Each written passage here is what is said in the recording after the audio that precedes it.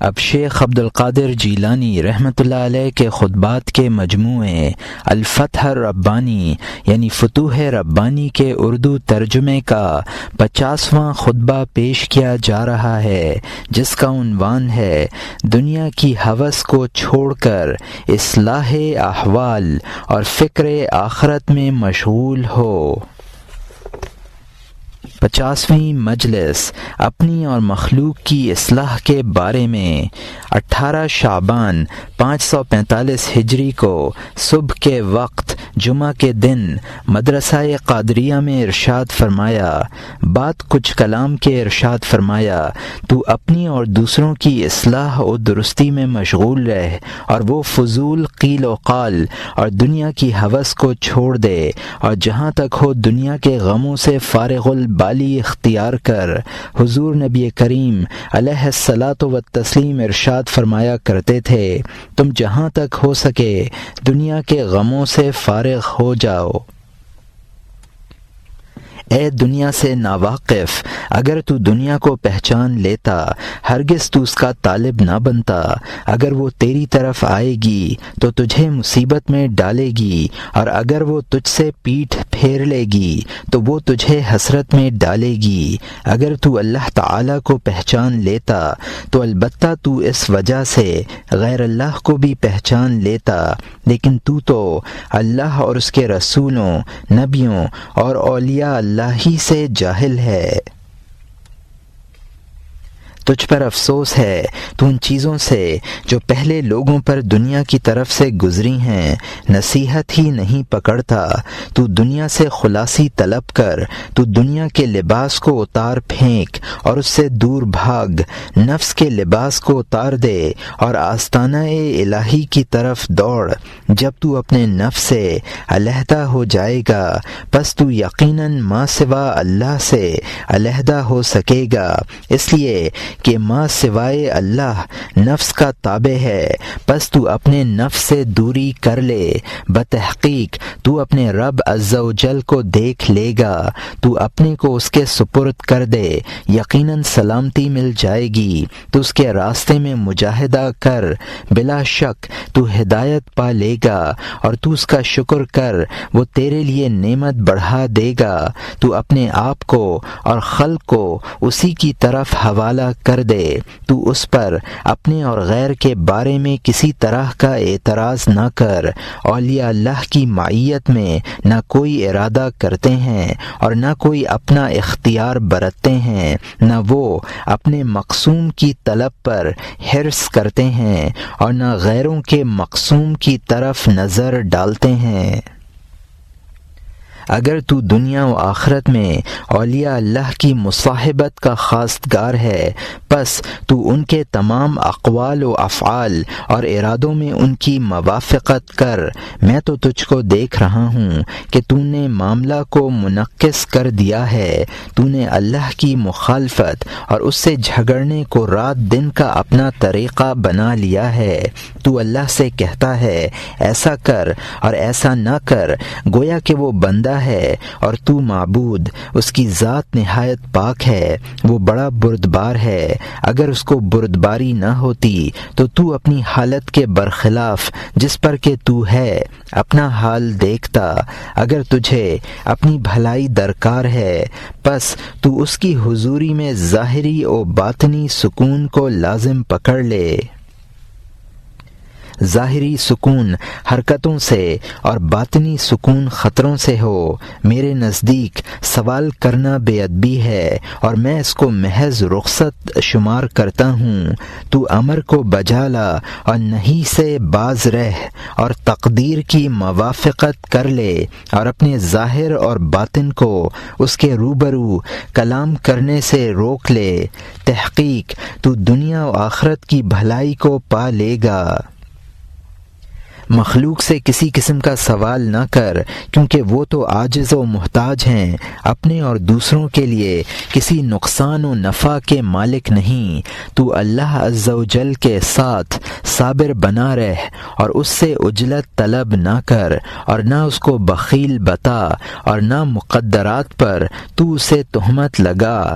وہ تو تم سے زیادہ شفقت فرمانے والا ہے۔ اسی واسطے بعض اہل اللہ نے فرمایا مجھ پر میری طرف سے ہے بھی کیا، تم اللہ عز و جل کے ساتھ موافقت کو لازم پکڑو، پس وہ تمہاری حالت کو تم سے زیادہ جاننے والا ہے۔ ایسی بات نہیں ہے کہ جس امر میں تمہاری مصلحت ہو تمہیں وہ مطلع ہی کر دیا کرے۔ اللہ عز و جل کا ارشاد ہے، ہو سکتا ہے کہ تم کسی شے کو ناپسند کرو حالانکہ وہ تمہارے لیے بہتر ہو، اور ہو سکتا ہے کہ تم ایک شے کو دوست رکھو اور وہ تمہارے لیے بدتر ہو، اور اللہ جانتا ہے اور تم نہیں جانتے۔ عربی میں آیت یہ ہے، عسى أن تكرهوا شيئا وهو خير لكم وعسى أن تحبوا شيئا وهو شر لكم والله يعلم وأنتم لا تعلمون۔ اور نیز ارشاد فرمایا، اور خدا وہ چیزیں پیدا کرتا ہے جن کو تم نہیں جانتے۔ نیز ارشاد فرمایا، تمہیں تو بہت تھوڑا سا علم دیا گیا ہے۔ جو کوئی اللہ عز و جل کے راستے پر چلنا چاہے بس اس کو چاہیے کہ اس راہ پر چلنے سے پہلے وہ اپنے نفس کو مہذب بنائے، کیونکہ نفس بے ادب برائی کا حکم دینے والا ہے۔ وہ حق تعالی کی حضوری میں کیا عمل کرے گا، تو اس کو اپنے اس سیر میں کیسے ہمراہ لے سکتا ہے؟ تو اولاً نفس سے جہاد کر کے اس کو مطمئن بنا لے، پھر تو اس کو آستانہ الہی کی طرف اپنے ہمراہ لے کر جا۔ تو نفس کی موافقت اس وقت کرنا کہ جب وہ ریاضت کر لے، تعلیم و حسن ادب حاصل کر لے اور خدا تعالی کے وعدہ و وعید سے مطمئن ہو جائے۔ بغیر اس کے تو نفس کی موافقت نہ کرنا، وہ تو اندھا گونگا بہرا مخبوط الحواس اپنے پروردگار سے جاہل اس کا دشمن ہے۔ ہمیشہ کے مجاہدوں اور ریاضتوں سے اس کی آنکھیں کھلیں گی اور اس کی زبان گویا ہوگی اور اس کے کان سننے لگیں گے، اور اس کا خبط زائل ہو جائے گا، اور اس کی عداوت و جہالت رب عز و جل سے جاتی رہے گی، اور یہ نفس رسیوں اور مردان خدا کی صحبت اور ہمیش کی اور ساعت بساعت اور روز بروز اور سال بسال اس میں قائم رہنے کا محتاج ہے۔ یہ صرف ایک ساعت اور ایک دن اور ایک مہینہ کے مجاہدے سے حاصل نہ ہوگا۔ اس کو بھوک کے کوڑے سے مار، اس نفس کو اس کے حصے سے روک، اور اس کا حق اس کو پورے طور سے دے۔ تو اس پر حملہ کر، اس کی تلوار لکڑی ہے نہ کہ لوہا، اس کی صرف باتیں ہیں، کام کچھ بھی نہیں، صرف جھوٹ ہے، سچ کا پتہ بھی نہیں، اس کا وعدہ ہے، وفا نہیں، وہ دوستی جانتا ہی نہیں ہے، بغیر دولت کے گھومنا ہے۔ اس ابلیس کو جو کہ اس کا سردار ہے، سچے مسلمانوں پر عداوت و مخالفت میں کوئی طاقت و قوت نہیں۔ تو پھر نفس کی کیفیت کیا ہوگی؟ تو یہ گمان نہ کر کہ شیطان اپنی قوت سے جنت میں گیا اور اس نے آدم علیہ السلام کو جنت سے نکلوا دیا، بلکہ حق عز و جل نے اس پر اس کو قوت دے دی اور اس کو سبب گردان دیا، نہ کہ اصل۔ اے کم عقل، تو کس امتحان کی وجہ سے جس میں کہ مبتلا ہو اللہ عز و جل کے دروازے سے دور نہ بھاگ؟ کیوں؟ وہ تیری مصلحت کو تجھ سے زیادہ جاننے پہچاننے والا ہے۔ وہ تیرا امتحان کسی فائدہ حکمت سے لیا کرتا ہے۔ جب وہ تیرا کسی بلا کے ساتھ امتحان لے بس تو ثابت قدم رہ اور اپنے گناہوں کی طرف رجوع کر اور استغفار و توبہ زیادہ کیا کر، اور اس سے صبر و ثابت قدمی کا سوال کرتا رہ، اور اس کے روبرو کھڑا رہ، اور اسی کے دامن رحمت سے لپٹا رہ، اور اسی سے اس کی دفع کا سوال کر، اور اس کی مصلحت کے اظہار فرما دینے کا اسی سے حاجت مند ہو۔ اگر تجھے اپنی نجات درکار ہے پس تو ایسے شیخ کی صحبت میں رہ جو کہ حکم علم الہی کا جاننے والا ہو، کہ وہ تجھے علم پڑھائے اور ادب سکھائے اور خدا کا راستہ پہچانوائے۔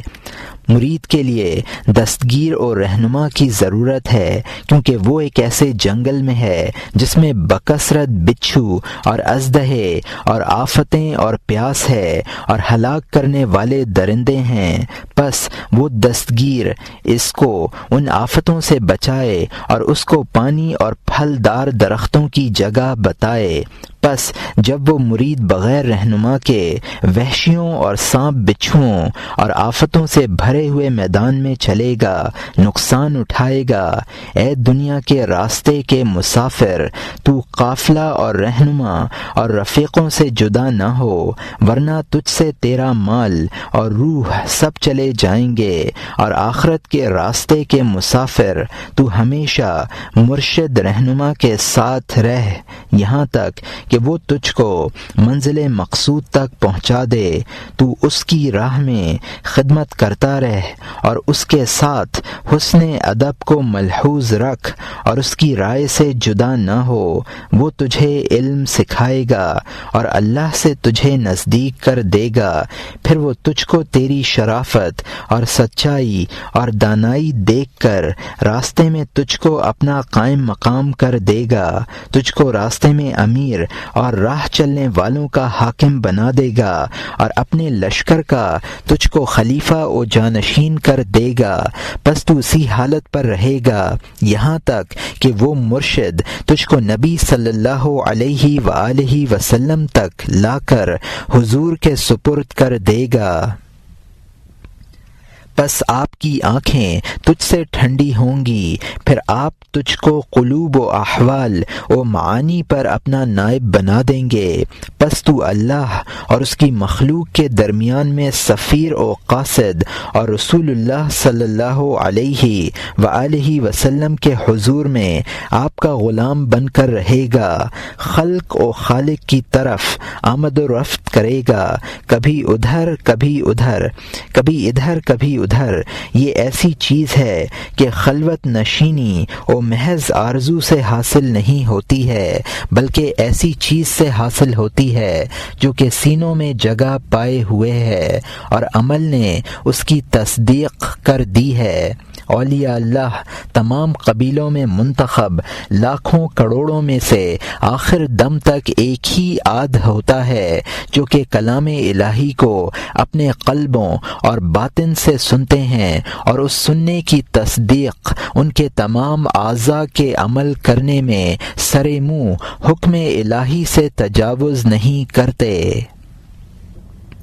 اے جاہلو، تم اللہ عز و جل کی طرف توبہ کرو اور صدیقین اور سلف صالحین کے طریقے پر چلو اور ان کے تمام اقوال و افعال میں ان کی پیروی کرو، اور منافقوں کے راستوں پر نہ چلو جو کہ دنیا کے طالب اور آخرت سے روگدانی کرنے والے حق عز و جل کے راستے کو چھوڑ دینے والے ہیں جس پر کہ اگلے نیک بندے چلے تھے۔ یہ منافق دائیں بائیں اور پیچھے کی طرف چلے، کاہلوں کا راستہ ڈھونڈا اور صحیح راستے پر جو کہ حق عز و جل کا راستہ تھا جس پر کہ اگلے چلے تھے ہو کر بھی نہ گزرے۔ اے غلام، یہ لوگ جن سے تو آج دنیا میں دنیا کے لیے ملتا ہے کل قیامت کے دن تجھے نظر بھی نہیں پڑیں گے۔ تمہارے درمیان میں دوستی قطع کر دی جائے گی، تیرے اور تیرے برے ہم نشینوں کے درمیان میں جن سے کہ تو نے ما سوائے اللہ کے لیے دوستی کی ہے کیسے دوستی منقطع نہ کی جائے گی۔ اگر تجھے خلق کی دوستی بغیر چارہ ہی نہیں ہے بس تو پرہیزگاروں، زاہدوں، خدا کے پہچاننے والوں، عاملوں سے دوستی و ملاقات کر جو کہ خدا کے چاہنے والے اور اس کے مطلوب ہیں، ایسوں سے میل جول کر جو تجھ سے خلق کے لیے اور تجھے خدا سے قریب کر دے، جو تجھ سے گمراہی کو لے لے، ایسوں سے میل جول کر جو تجھ سے خلق لے لے اور تجھے خدا سے قریب کر دے، جو تجھ سے گمراہی کو لے لے اور صراط مستقیم پر ٹھہرا دے، جو تیری آنکھوں پر دنیا سے پٹی باندھ دے پھر اس کو آخرت میں لے جا کر کھول دے، تیرے سامنے سے دنیا کے طبق کو ہٹا کر اس کے بدلے آخرت کا طبق لا کر رکھ دے، ننگے پیر ہونا تجھ سے دور کر دے اور اس کے بدلے تجھے جراب پہنا دے، تجھ سے اژدہوں اور بچھوؤں اور درندوں کے درمیان میں سے کھڑا کر کے امن اور راحت میں اور سنہری جگہ بٹھا دے، تو ایسے سے میل جول کر جس میں یہ صفت ہو اور اس کی تلخ کلامی پر صبر کر اور اس کے امر و نہی کو قبول کر، ایسی حالت میں تجھے جلد دنیا ہی میں بھلائی مل جائے گی، آخرت کا انتظار کرنا نہ پڑے گا۔ بہادری ایک ساعت کے صبر ہی کا تو نام ہے، استقلال سے کام لے، تجھ سے کچھ ہو بھی نہیں سکتا اور تیری ضرورت بھی ہے، تو کیلا اور زنبیل خرید اور عمل کے دروازے پر بیٹھ جا، پس اگر تیرے لیے کوئی کام مقدر ہو چکا ہے پس قریب ہے کہ تو کام پر لگ جائے گا، تو سبب کو اس کا حق ادا کر اور بھروسہ کر کے عمل کے دروازے پر بیٹھ جا، پس اگر وہاں سے دوسرے مزدوروں کو لیں اور تجھے نہ لے جائیں تو اپنی جگہ سے مت ہٹ، ڈٹا بیٹھا رہ یہاں تک کہ تجھے ہر ایک سے کامل نا امیدی ہو جائے کہ اب تجھے کوئی کام پر نہ بلائے گا۔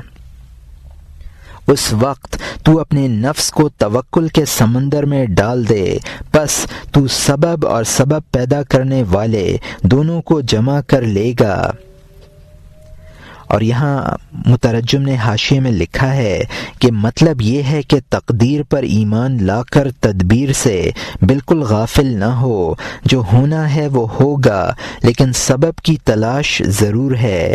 اور یہاں حاشیہ ختم ہوتا ہے، تو اپنے استاد کے روبرو حسن ادب اختیار کر اور تیری خاموشی تیرے بولنے سے زیادہ ہو، کیونکہ ایسا کرنا تیری تعلیم کا اور استاد کے دل میں تیری نزدیکی کا سبب بن جائے گا۔ حسن ادب تجھے مقرب بنا دے گا اور بے ادبی تجھے دور کر دے گی۔